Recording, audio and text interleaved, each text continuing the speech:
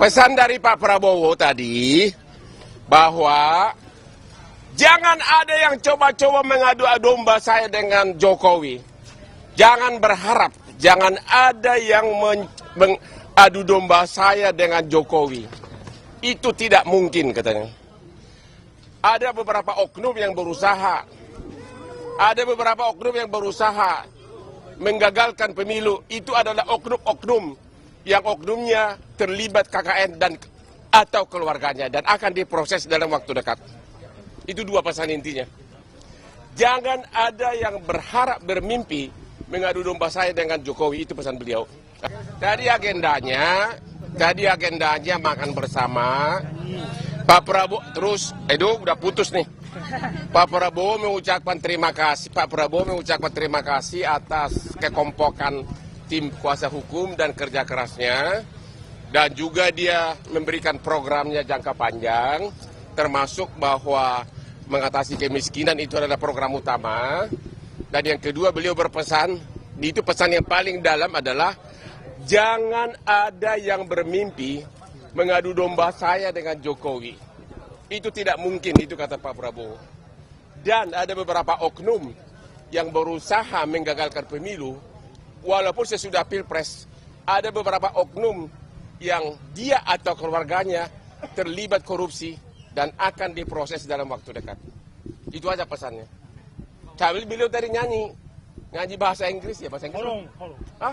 Oh, bahasa Belanda apa Jerman. Ya nyanyi lama banget. Ya. Apa? Arah ke kamera, Bang. Apa? Arah ke kamera.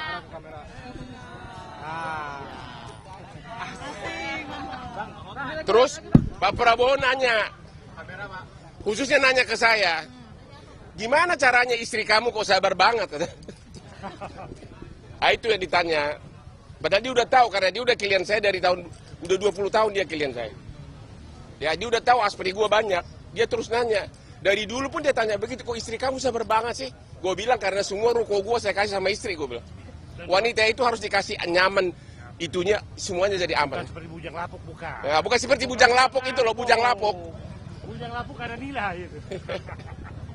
Udah? Kita nggak usah komentar hukum dulu sekarang. Ya. Kenapa? Kalau PT UN itu kan sebenarnya cukup satu. PT UN tidak berwenang secara absolut. Jadi harusnya dengan satu jawaban namanya eksepsi absolut. Menyatakan PT UN tidak berwenang, itu harusnya sudah putus 2 atau 3 kali sidang. Itu dalam hukum acara namanya eksepsi absolut. PT UN tidak berwenang mengadili keabsahan pemilu dan hasil Pilpres. Itu udah pasti itu. Itu namanya kewenangan absolut. Ya. Jadi sudah nggak ada masalah. Ya, makasih. Ayo, Bos. Nah, ini dia nih. Nah, dia tadi nyanyi lagu Batak. Sama lagu cinta. Lagu cinta ya. Oh, kamera ya. Ya, jadi teman-teman wartawan semua, barusan kami ada Pak Hotman, ada Pak Bostam, ada Pak Niko, dan semua tim lah semua. Dengan ada Pak Hinca lagi di sini, Bu Dame, sudah barusan selesai. Ada Maulana juga ya. Baru selesai, ada Fahri ya. Baru selesai diterima oleh Pak Prabowo dan Pak Gibran. Kita ada dinner ya, ada Pak Hotman ya. Nah, jadi intinya kita adalah bertemu. Pertama kami kan sebagai kuasa kan melaporkan kuasa yang kami terima.